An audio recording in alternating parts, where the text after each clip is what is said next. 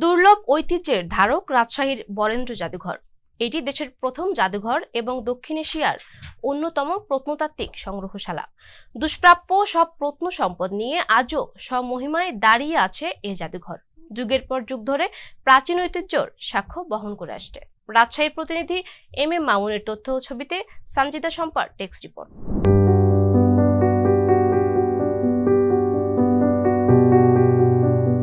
দক্ষিণ এশিয়ার অন্যতম শ্রেষ্ঠ প্রত্নতাত্ত্বিক বরেন্দ্র গবেষণা জাদুঘরটি রাজশাহীর হাতেম খান মহল্লায় অবস্থিত। বঙ্গীয় শিল্পকলার অপূর্ব সমাহারে সমৃদ্ধ এই সংগ্রহশালাটি বাংলাদেশের গর্ব ও অহংকার।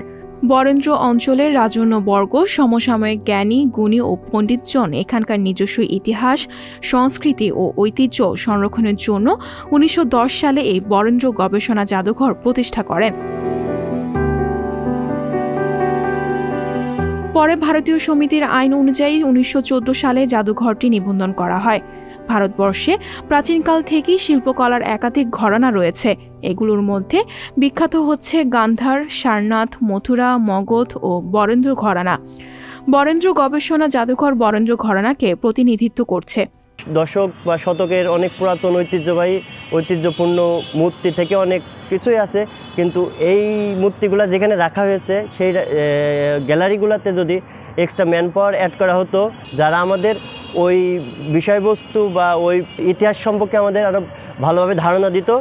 এছাড়া বরেন্দ্র অঞ্চলে যশস্বী ভাস্কর ধীমান ও তার পুত্র বিদপালের নেতৃত্বাধীনের পাল আমলে এই অঞ্চলের বিশেষ ঘরানার প্রতিনিধিত্বশীল ভাস্কর শিল্পের একটি বিদ্যালয় ছিল। বরেন্দ্র অঞ্চলের উদ্ধার করা সিংহভাগ ভাস্কর্য এই বিদ্যালয় থেকে সৃষ্ট। আমি বইতে অনেক জাদুঘরের গল্প শুনেছি, তাই আমি জাদুঘরটা দেখতে এসলাম। জাদুঘরে অনেক সুন্দর সুন্দর জিনিস দেখেছি আমরা।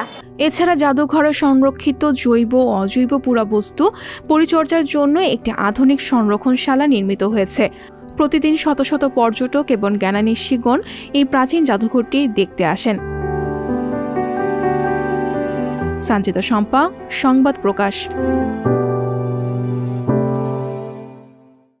সংবাদ, ফিচার ও অনুষ্ঠানের জন্য ভিজিট করুন সংবাদ প্রকাশের ওয়েবসাইট এবং যুক্ত থাকুন ফেসবুক পেজ ও ইউটিউব চ্যানেলের সঙ্গে।